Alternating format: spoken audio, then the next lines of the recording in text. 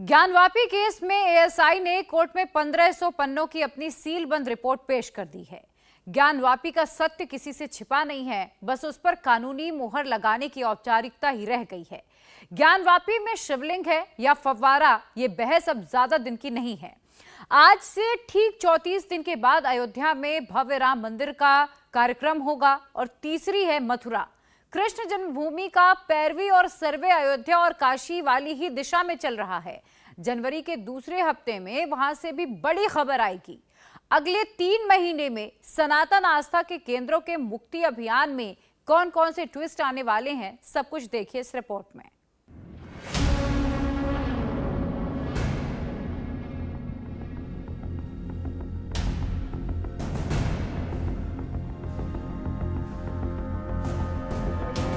श्री कृष्ण जन्मभूमि की जय, श्री कृष्ण जन्मभूमि की जय,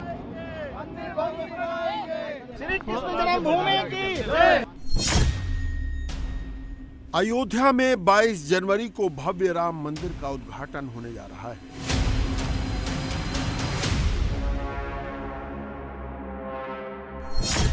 काशी में ज्ञानवापी का सर्वे रिपोर्ट सीलबंद लिफाफे में पेश हो गया है।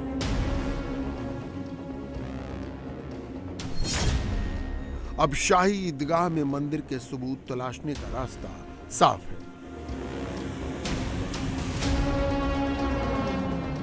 हम ऐसा ही सर्वे कराएंगे, हमारी मांग है, वहाँ लिखा हुआ है, वहाँ के पत्थर पे चिल्ला चिल्ला के लिखा ओम नमो भगवते वासुदेवाय और ओम सत्वे सब बने हुए हैं वहाँ पर, वो दिखाया जाएगा हमारी टीम को। और वहाँ पर जो ढांचा ये बनाएगा ये हटेगा, क्योंकि भगवान की हम पूजा कर रहे हैं। हमने एविडेंस के रूप में एक वीडियो भी दिया है जिसमें हम लोग वहाँ पूजा कर रहे हैं। क्या कृष्ण जन्मभूमि को तोड़कर बनाया गया था शाही ईदगाह? क्या मंदिर के पत्थरों से ही हुआ था शाही ईदगाह का निर्माण? क्या शाही ईदगाह में कैद हैं भगवान कृष्ण के भव्य मंदिर के सबूत?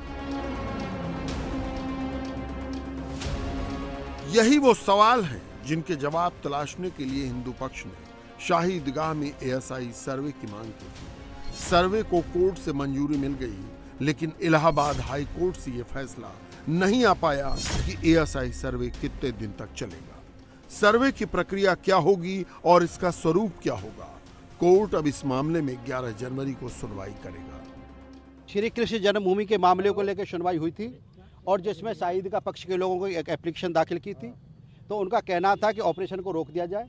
तो माननीय उच्च न्यायालय के द्वारा अभी इस एप्लीकेशन को एडजॉर्न कर दिया गया है और अग्रिम तारीख 11 जनवरी इसमें निर्धारित कर दी गई है। 11 तारीख को ही मैं मानता हूं कि सुप्रीम कोर्ट में जब इसका डिस्पोजल हो जाएगा 9 तारीख को, तो 11 तारीख को यहां पर कोर्ट कमीशन की जो अग्रिम कार्रवाई है उसी के हिसाब से फिर आगे बढ़ेगी और जैसे सुप्रीम कोर्ट का निर्णय होगा उसी हिसाब से उच्च न्यायालय आगे बढ़ेंगे मेरे हिसाब से। इलाहाबाद हाई कोर्ट में जस्टिस मयंक कुमार जैन की सिंगल बेंच में इस मामले की सुनवाई हुई। खुद वादी नंबर 6 के रूप में भगवान कृष्ण की प्रतिमा को कोर्ट में पेश किया गया। कोर्ट की तरफ से बाकायदा ठाकुर केशव देव जी महाराज के नाम से एंट्री पास जारी किया गया था। मुस्लिम पक्ष ने दलील दी कि उनकी तरफ से 2 एसएलपी सुप्रीम कोर्ट में दाखिल की गई हैं। जब तक उनकी सुनवाई पूरी न हो तब तक हाई कोर्ट सर्वे को लेकर कोई फैसला न दे। दरअसल मुस्लिम पक्ष ने सुप्रीम कोर्ट में अपील की है कि सभी केस सिविल नेचर के हैं, लिहाजा उन्हें मथुरा कोर्ट में ट्रांसफर किया जाए। इसके अलावा उन्होंने शाही ईदगाह में सर्वे के खिलाफ भी एसएलपी दाखिल की है। इनकी सुनवाई सुप्रीम कोर्ट में 9 जनवरी को होनी है।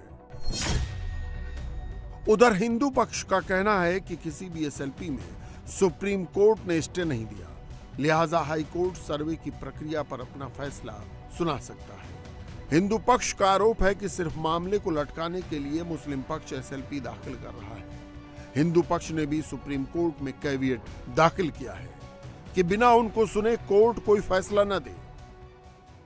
आखिर हिंदू पक्ष शाही ईदगाह परिसर में एएसआई सर्वे की मांग क्यों कर रहा है, ये भी समझते हैं।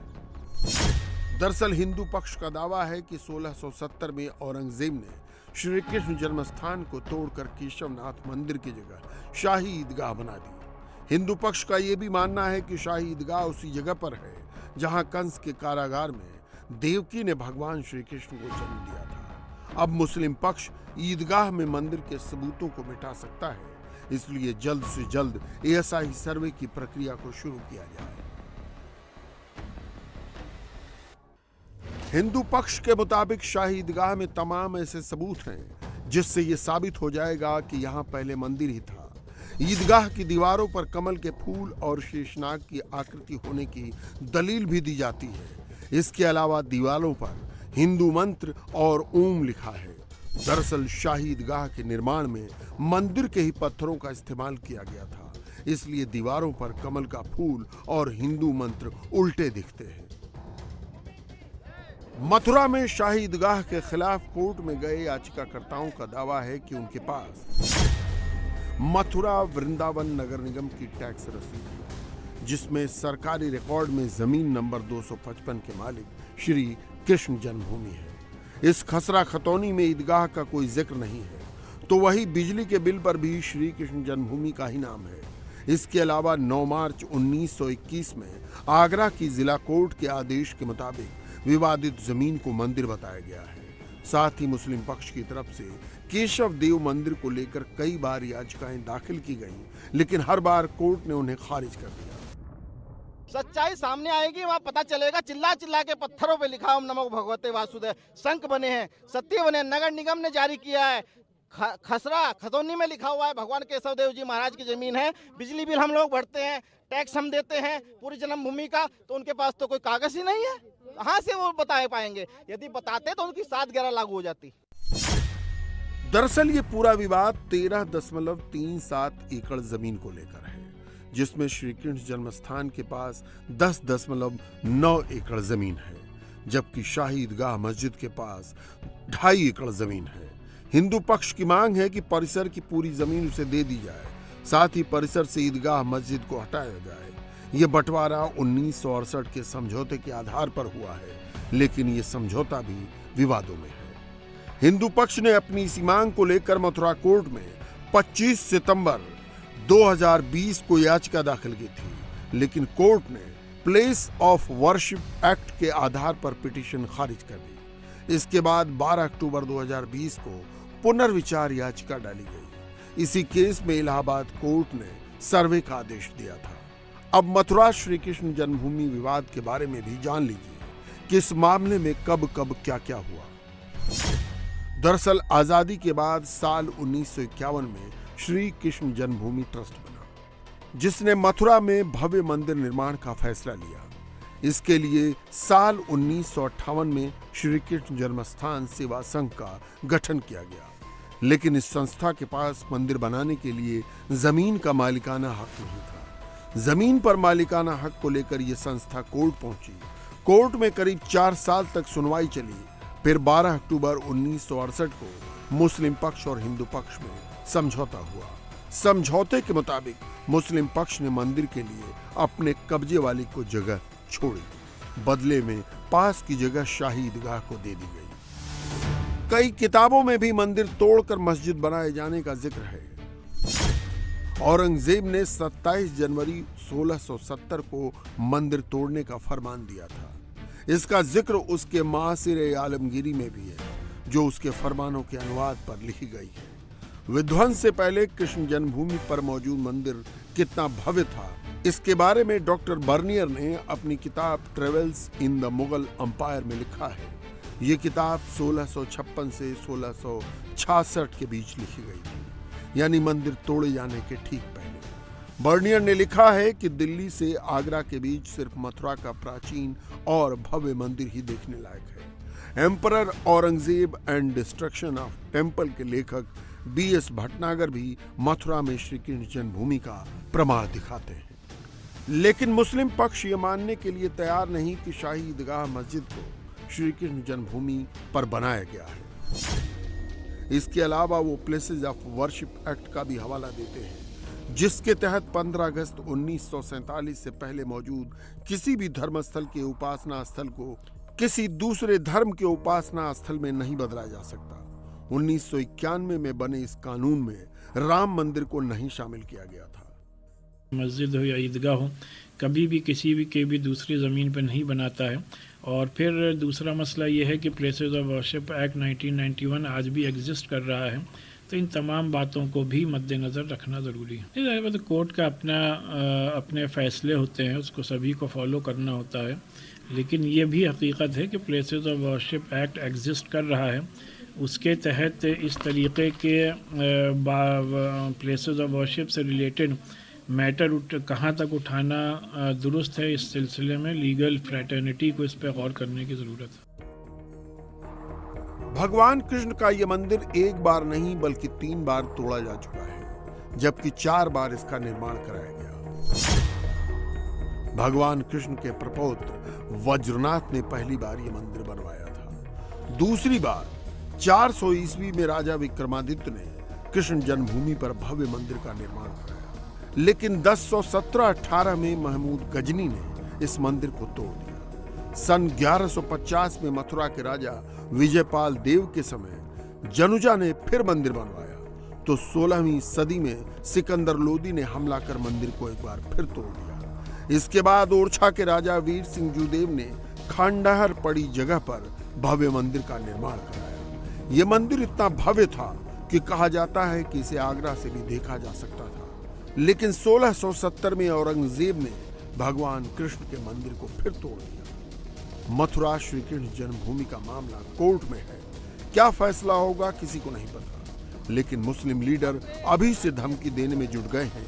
तौकीर रजा ने कहा कि उनकी आस्था कोर्ट से भी ऊपर है।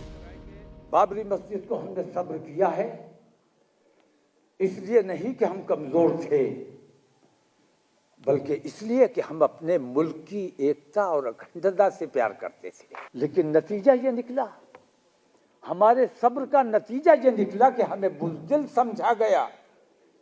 और आज मैं कहता हूं कि अगर लोग बेदार ना हुए तो ज्ञानव्यापी उसी तरीके से, उसी बेईमानी के तरीके से ज्ञानव्यापी ये लोग छीन लेंगे, उसी तरीके से मथुरा को आपसे छीन लिया जाएगा।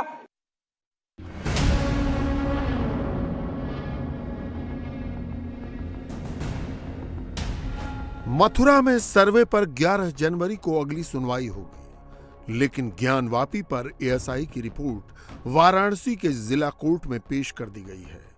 1500 पन्नों की सीलबंद रिपोर्ट में वो सबूत हैं जिनसे साफ हो जाएगा कि ज्ञानवापी मंदिर है या मस्जिद। दुनिया को पता चल जाएगा कि जिसे मुस्लिम पक्ष फवारा बता रहा है वो शिवलिंग है या नहीं। अब इस मामले में कोर्ट 21 दिसंबर को सुनवाई करेगा। कोर्ट में मुस्लिम पक्ष ने मांग की थी कि बिना हलफनामे की रिपोर्ट को सार्वजनिक करने की इजाजत न दी जाए। अब 21 दिसंबर को याचिकाकर्ताओं को सुप्रीम कोर्ट के आदेश की कॉपी के साथ एएसआई रिपोर्ट की भी कॉपी दी जाएगी, लेकिन हिंदू पक्ष ने कोर्ट में सील्ड रिपोर्ट पर आपत्ति जताई है। उसका कहना है कि कोर्ट में सीलबंद रिपोर्ट नहीं दाखिल की जा सकती। ऐसा करना सुप्रीम कोर्ट के आदेश का उल्लंघन है। दरअसल 5 महिलाओं की ओर से श्रृंगार गौरी समेत दूसरी मूर्तियों की पूजा के अधिकार की अर्जी कोर्ट में लगाई गई थी, जिसका वाराणसी की जिला अदालत ने ज्ञानवापी परिसर का एएसआई से सर्वे कराने का आदेश दिया था। कोर्ट के आदेश पर 24 जुलाई को सर्वे शुरू हुआ, लेकिन मामला सुप्रीम कोर्ट और फिर हाई कोर्ट पहुंचने से इसे रोकना पड़ा। 4 अगस्त से दोबारा एएसआई का सर्वे कराया गया और ये 16 नवंबर तक चला। वाराणसी कोर्ट ने सर्वे के लिए 28 दिन का वक्त दिया था, लेकिन एएसआई की मांग पर इसे 3 बार बढ़ाया गया। ज्ञानवापी परिसर में वजू खाने को छोड़कर एएसआई की 4 टीमों ने सर्वे का काम किया। सर्वे के लिए एएसआई ने जीपीआर के साथ 3D सिस्टम का भी इस्तेमाल किया। ज्ञानवापी परिसर की सतह की जांच के लिए डायल टेस्ट इंडिकेटर लगाया गया। डेप्थ माइक्रोमीटर के जरिए अलग अलग हिस्सों को मापा गया।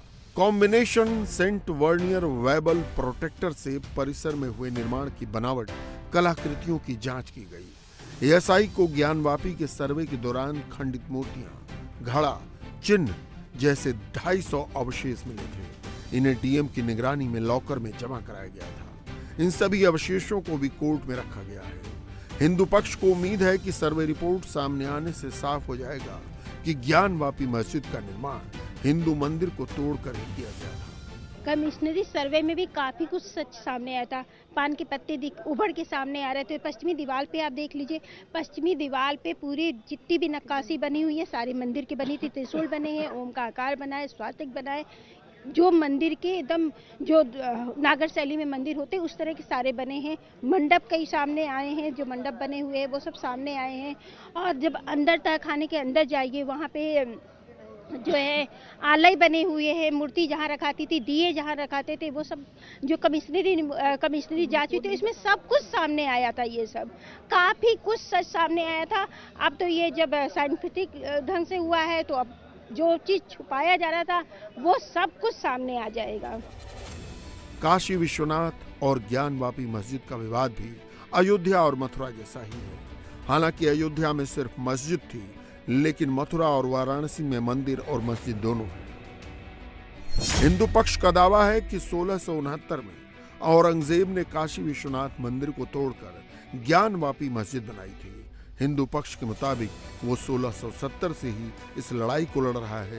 वहीं मुस्लिम पक्ष का कहना है कि वहां कभी मंदिर था ही नहीं, वहां शुरू से ही मस्जिद बनी थी। देखिए, वो हमारा मंदिर था। मंदिर में साक्ष्य जो हमारे छुपा के रखे थे वो खुल करके सबके सामने आएंगे और सबके सामने आएंगे जो हम लोग से छुपाया जा रहा था। हम विपक्ष हमेशा बार बार अड़चने पैदा कर रहा था, तो वो कैसे सामने आता? कब तक हमारे धर्म के साथ खिलवाड़ किया जाएगा? एक ना एक सच्चाई सामने आएगी। क्या है मस्जिद के अंदर, क्या जो हम लोग मस्जिद करें, हम लोग मंदिर करें, एक एक चीज़ उसमें से निकल के आना चाहिए ना। इसीलिए JPR से मतलब सर्वे हुआ था कि क्या कहाँ है, क्या तहखाना में क्या है, मस्जिद में क्या है, उसके नीचे क्या है। इसीलिए हम लोग मांग किए थे कि SI सर्वे हम लोग का बहुत ज़रूरी था।